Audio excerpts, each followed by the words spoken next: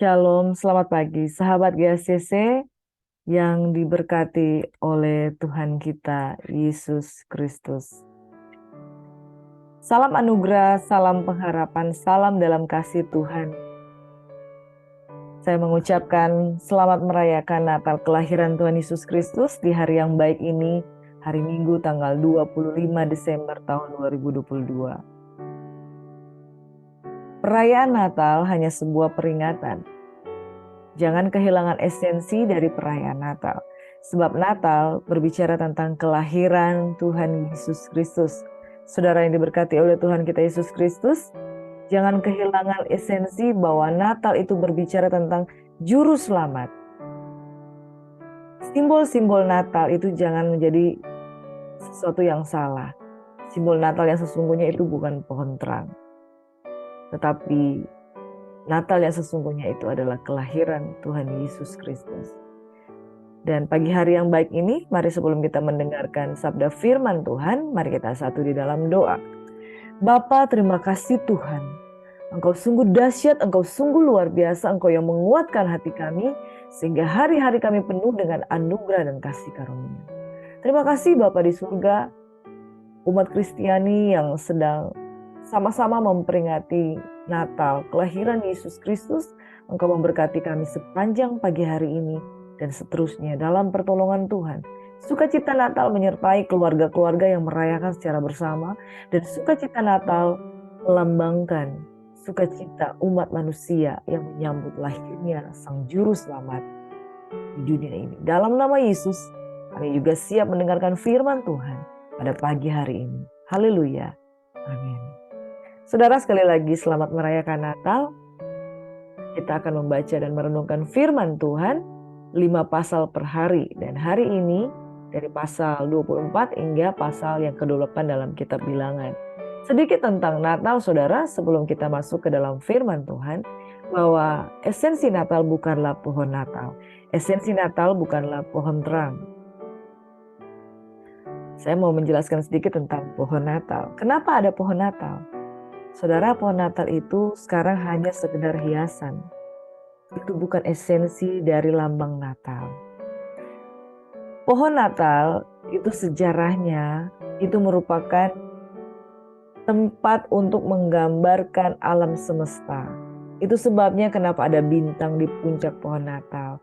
Kenapa ada rangkaian lampu-lampu kelap-kelip. Kenapa ada buah-buah yang bulat yang ditaruh di pohon mengelilingi. Jadi begini, saudara. Pohon Natal itu adalah hiasan untuk melambangkan kelahiran Yesus. Sebab pohon Natal itu ketika ada bintang, ada lampu-lampu, itu menceritakan tentang bagaimana alam semesta sedang menantikan Tuhan Yesus Kristus. Dan pajangan-pajangan yang biasanya ditaruh di pohon Natal, awalnya itu ada bayi Yesus, ada domba, ada gembala, ada Maria dan Yusuf, ada bintang, ada orang majus, dan itu ditata di pohon. Jadi pohon itu melambangkan alam semesta, dan lampu-lampu Natal itu melambangkan bintang cahaya. Dan satu bintang di puncaknya itu melambangkan bintang di timur yang dicari oleh orang majus untuk mereka datang untuk mencari Yesus. Jadi pohon terang itu hanya sebuah sarana untuk memajang hiasan-hiasan ini untuk melambangkan alam semesta yang menantikan Tuhan Yesus. Jadi jikalau sekarang pohon-pohon Natal itu kelap-kelip dan hanya sekedar buah-buah bulat-bulat itu adalah di alam semesta ada planet-planet, itu makanya ditaruh buah-buah. Jadi pohon Natal itu hanya sebuah lambang untuk memajang tentang kelahiran Yesus. Makanya juga umat kita dari Katolik itu selalu membuat buah Maria. Buah Maria itu ada Maria, Yesus, bayi Yesus, ada Yosef, ada domba-domba. Itu memperingati tentang kelahiran Yesus yang di kandang domba di Bethlehem. Saudara yang diberkati, jangan kehilangan esensi. Kalau sekarang hari ini Pohon Natal sudah berubah menjadi pajangan-pajangan pohon-pohon itu sebenarnya sudah kehilangan esensi dan itu hanya sebuah hiasan. Jadi saudara, esensi yang sebenarnya pohon Natal itu adalah tempat memajang bayi Yesus dan untuk menunjukkan alam semesta. Dan sesungguhnya pohon Natal itu hanya hiasan. Dan hiasan yang paling tepat kalau itu ada bayi Yesus, kalau itu ada Maria, ada Yosef, ada atau para malaikat, para gembala, dan sekali lagi itu hanya pajangan. Esensi Natal adalah kelahiran Tuhan Yesus. Dan ketika pajangan itu hari-hari ini berubah menjadi sekedar pohon, itu menjadi sebuah hiasan, sebuah pajangan. Oleh sebab itu, umat Kristen yang diberkati oleh Tuhan kita Yesus Kristus, pohon Natal itu hanya sebuah hiasan, tapi kita harus memperingati Natal, kelahiran Tuhan Yesus Kristus pada esensi yang sesungguhnya bahwa Sang Juru Selamat telah lahir di tengah-tengah kehidupan kita. Bukan sekedar bayi Yesus yang tidak berdaya, tapi dia telah menjadi raja di atas segala raja yang telah bangkit. Makna kelahiran Yesus Kristus adalah ketika ada di hati. Dia menjadi terang dan dia mengubahkan kita keluar dari gelap kepada terang Tuhan ajaib. Jadi sekali lagi jangan kehilangan esensi Natal ya. Saudaraku, pohon terang hanya pajangan, hanya hiasan. Kalau yang sesungguhnya itu ada melambangkan semesta yang menyambut kelahiran Tuhan Yesus Kristus. Demikian penjelasan dari saya sebelum kita masuk di dalam firman Tuhan yang sesungguhnya. Kita bilangan 23 hingga 28 pagi hari ini, saya memilih topik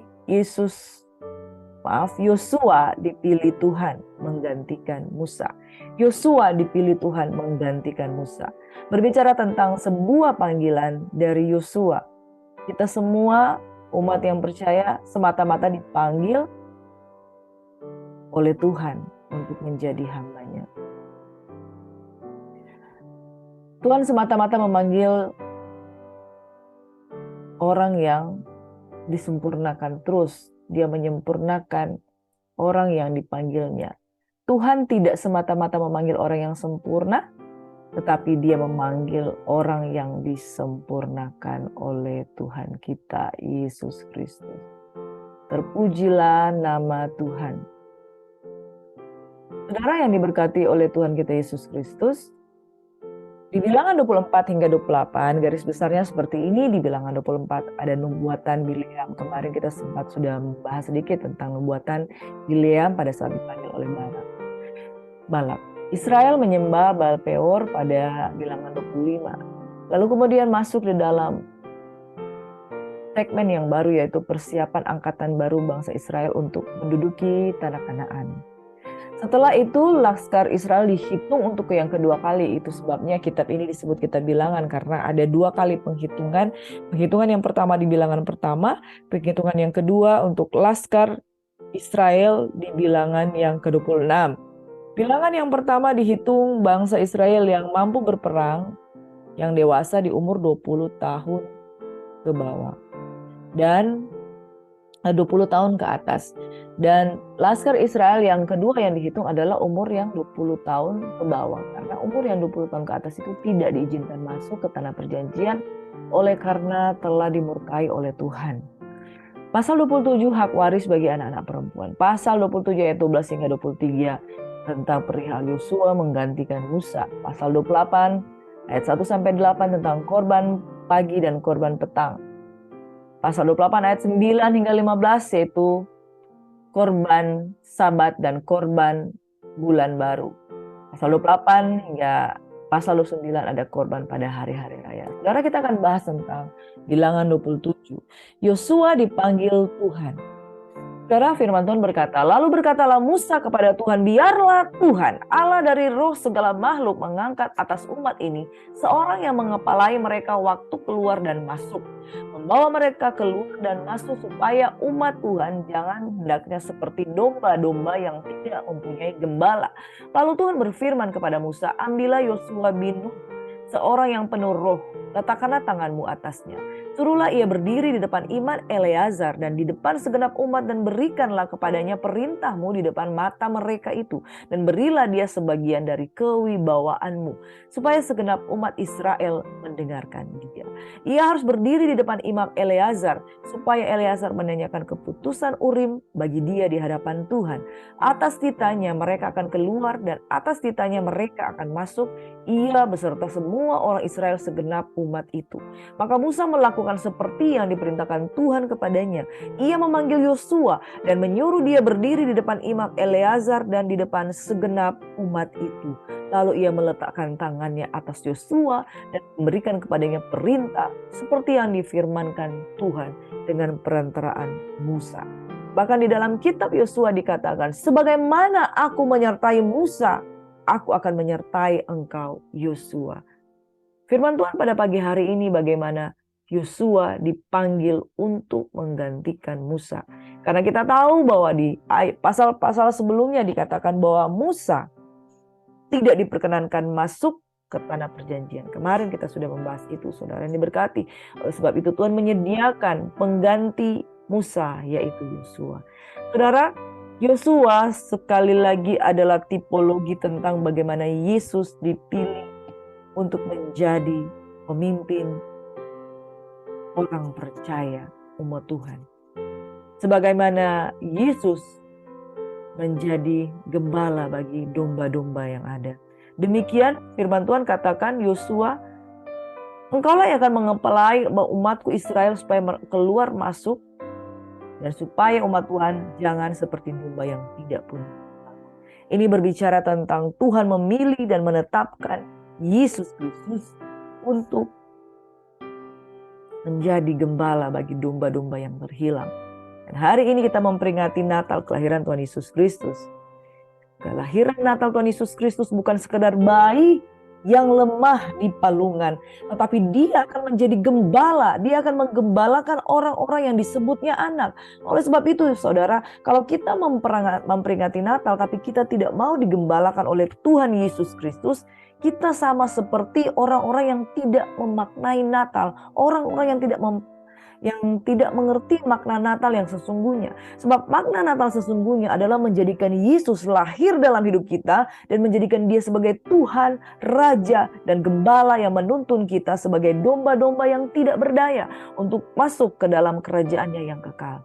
Saudara, pada pagi hari ini tidak kebetulan kita merenungkan firman Tuhan bahwa Yosua dipilih oleh Tuhan. Dia dipilih untuk menjadi seorang pemimpin bagi Israel. Bagi Israel yang seperti domba yang tersesat. Dan dikatakan oleh firman Tuhan di sini bahwa dia dipilih karena dia seorang yang penuh roh. Dan sebagaimana Musa berjalan bersama dengan Harun, Musa berjalan sebagai Harun sebagai penyambung lidah Tuhan, Yosua dipilih Tuhan bersama dengan Eleazar yang menjadi imam bagi bangsa Israel. Yosua dipilih Tuhan menggantikan Musa karena dia adalah seorang yang penuh roh. Dia adalah seorang yang selalu setia mengikuti Musa, serta ia dianggap cakap untuk memimpin bangsa Israel, yaitu bangsa yang besar tersebut, saudara. Mari kita buka, saudara, ada beberapa hal yang kita lihat. Ternyata Yosua ini sudah lama mengikuti Tuhan. Pada waktu bangsa Israel menghadapi peperangan melawan orang Amalek di Rafidim, pada waktu itu Musa dan Harun dan Yosua, Musa dan Harun dan Yosua itu melawan bangsa Amalek. Harun dan Hur itu naik di puncak gunung, memegang tangan Yosua, mengangkat tangannya. Jikalau Musa mengangkat tangannya, Harun di sebelah kanan dan kiri, dan Hur itu mengangkat tangan Musa, dan Yosua yang berperang untuk melawan Amalek. Dalam ayat yang ke-10 dari Keluaran 17, lalu Yosua melakukan seperti yang dikatakan Musa kepadanya dan berperang melawan orang Amalek. Dan terjadilah ketika Harun dan Hur naik di puncak bukit, ketika Musa mengangkat tangannya, lalu kuatlah Israel. Tapi apabila ia menurunkan tangan, kuatlah Amalek. Demikian Yosua mengalahkan Amalek dan rakyatnya, dengan mata pedang. Kemudian berfirmanlah Tuhan kepada Musa, tulislah semuanya itu dalam kitab sebagai tanda peringatan dan ingatkan ke telinga Yosua bahwa aku akan menghapuskan sama sekali kepada Amalek dari kolong langit. Jadi Yosua dipakai Tuhan untuk menyerang bangsa Amalek dan Tuhan menghapuskan ingatan pada bangsa Amalek. Lalu Musa mendirikan sebuah mezbah dan menamainya Tuhanlah panji-panjiku atau Yehova Nisi. Ia berkata, tangan di atas panji-panji Tuhan, Tuhan berperang melawan Amalek. Jadi Yosua adalah seorang yang setia, yang senantiasa berperang melawan musuh-musuh dari bangsa Israel. Dia selalu ada di garis depan dan namanya selalu disebut-sebut pada saat selalu Musa berjalan dengan Tuhan memerangi bangsa-bangsa musuh. Dia selalu ada di garis depan, dia selalu berdampingan, dia seorang yang mengenal kehendak Tuhan karena selalu dekat dengan Musa. Di dalam Keluaran 33 ayat 11, firman Tuhan berkata seperti ini, dan Tuhan berbicara kepada Musa dengan berhadapan muka seperti seorang yang berbicara kepada temannya, kemudian kembalilah ia ke perkemahan. Tetapi abdinya Yosua bin Nun, seorang yang masih muda, tidaklah meninggalkan kemah itu. Jadi ketika Musa berhadapan dengan Tuhan di Gunung Sinai, Yosua itu menjadi bujangnya yang selalu mengikuti dia dan tidak pernah meninggalkan Musa. Dia seorang yang setia, bahkan dia seorang yang tidak pernah bersungut. Dia tidak termasuk di dalam bilangan orang Israel yang selalu memberontak, tapi dia selalu strict, setia mengikuti Musa melakukan kehendak Tuhan. Jadi saudara, tidak salah kalau kemudian ketika Musa digantikan oleh orang yang seperti Yosua. Kenapa? Karena Yosua adalah selalu orang yang bersama dengan Musa. Dia berperang melawan musuh-musuh Israel. Dia selalu menolong Musa. Dia tidak pernah meninggalkan posnya. Berhadap-hadapan dengan Tuhan, pada waktu berhadapan dengan Tuhan, Musa, Yosua selalu ada di sekeliling dari Musa. Ketika itu di Gunung Sinai, Yosua tidak meninggalkan kemah mendampingi Musa. Beberapa kali di dalam kitab Bilangan 13 dan Bilangan 14, nama Yosua disebutkan. Itulah nama orang yang disebut Musa untuk mengintai negeri itu. Dan nama sesungguhnya dari Yosua itu adalah Hosea bin Nun. Hosea itu berbicara tentang nama Allah, saudara. Yosua berbicara tentang Yesus, saudara. Di dalam Bilangan 14 ayat 6, Yosua bin Kaleb adalah orang-orang yang diizinkan untuk masuk ke tanah perjanjian. Tetapi Yosua bin Nun dan Kaleb bin Yefune yang termasuk orang-orang, yaitu dua orang pengintai yang telah mengintai negeri itu, mengoyakkan pakaiannya. Dan firman Tuhan katakan di ayat 24, tetapi hambaku Kaleb dan Yosua juga maksudnya. Karena lain jiwa yang ada padanya, mereka bukan orang-orang yang ketika masuk di tanah Kanaan dan mengintai, mereka bukan adalah orang-orang yang patah semangat, tetapi mereka adalah orang-orang yang bersemangat dan mereka katakan, kita dapat mengalahkannya. Itu sebabnya mereka dipilih oleh Tuhan. Lain jiwa yang ada padanya dan ia mengikuti aku dengan sepenuhnya. Akan kubawa masuk ke negeri yang telah dimasukinya itu dan keturunannya akan memilikinya. Bahwasanya kamu, yaitu bangsa Israel umur 20 tahun ke atas, kamu ini tidak akan masuk ke negeri yang dengan mengangkat sumpah telah kujanjikan akan kuberi kamu diami, kecuali Kaleb bin Yefune dan Yosua bin Nun.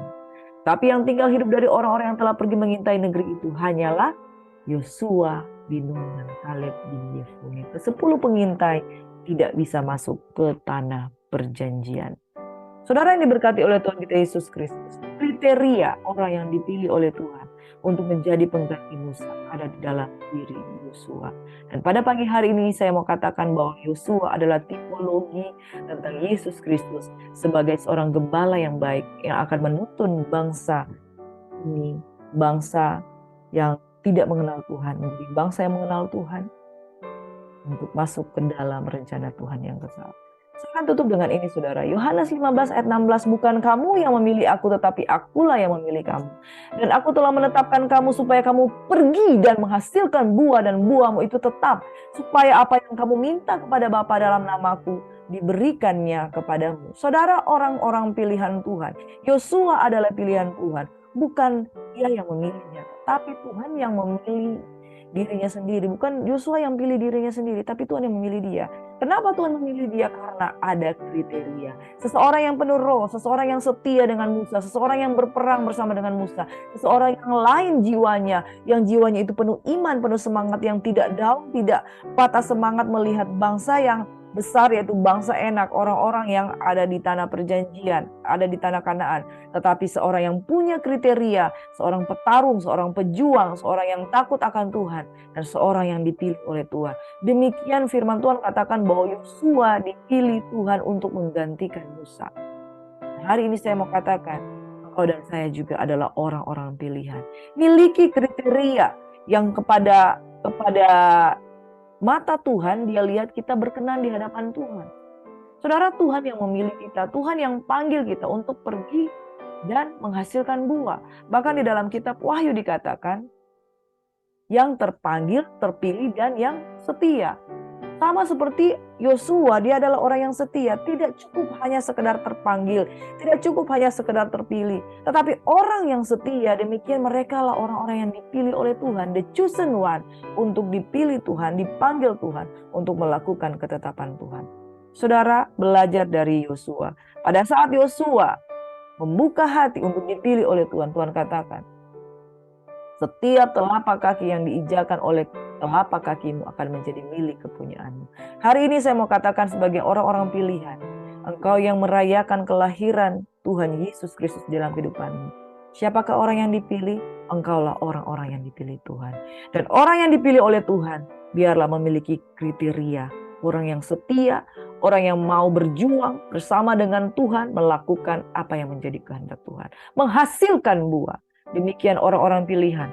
Bukan sekedar mengikuti Tuhan, bukan sekedar merayakan we wish you a Merry Christmas, we wish you a Merry Christmas. Tetapi orang-orang yang menjadi orang pilihan, yang didapati Tuhan berjuang, taat, dan setia, menghasilkan buah. Demikianlah itu yang berkenan di hadapan Tuhan.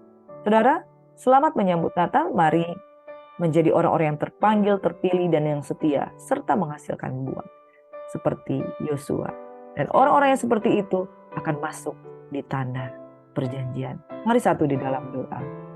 Bapa, terima kasih Tuhan untuk setiap pribadi-pribadi yang mau tetap setia di hari mereka merayakan Natal, tetap setia beribadah, tetap setia mengikuti Tuhan. Sebab esensi Natal bukanlah pohon Natal, tetapi esensi Natal adalah menghadirkan Yesus sebagai Tuhan dan Juru Selamat dalam kehidupan kita. Di palungan hati yang kotor, Yesus lahir. Sebab Natal tak akan berarti tanpa Yesus. Dan kami berdoa firman Tuhan pada pagi hari ini tentang bagaimana Tuhan memanggil Yosua menggantikan Musa. Yosua adalah seorang yang punya kriteria. Seorang yang taat, seorang yang setia, seorang yang berjuang, seseorang yang menghasilkan buah. Menjadi petarungnya Tuhan yang lain jiwa yang ada padanya. Kami berdoa pada pagi hari ini, kami menjadi jiwa-jiwa yang terpilih dan setia menghasilkan buah yang ada pada kami. Oleh karena Kristus. Kami berdoa pagi hari ini, diberkatilah setiap orang yang menaruh harapan kepada Tuhan, diberkatilah setiap orang yang percaya kepada Yesus, menjadi kuat, menjadi terang, dan menghasilkan buah senantiasa untuk hormat kemuliaan Tuhan. Di dalam nama Yesus, semua yang siap memasuki hari ini dengan sukacita sama-sama katakan amin. Shalom, Tuhan Yesus memberkati kita semuanya. Selamat beraktivitas. Dan selamat menyambut Natal kelahiran Tuhan Yesus Kristus. Dan persiapkan hatimu menjadi palungan hati untuk Yesus berdiam, memerintah sebagai gembala terhadap domba-dombanya. Amin. Shalom, Tuhan Yesus memberkati.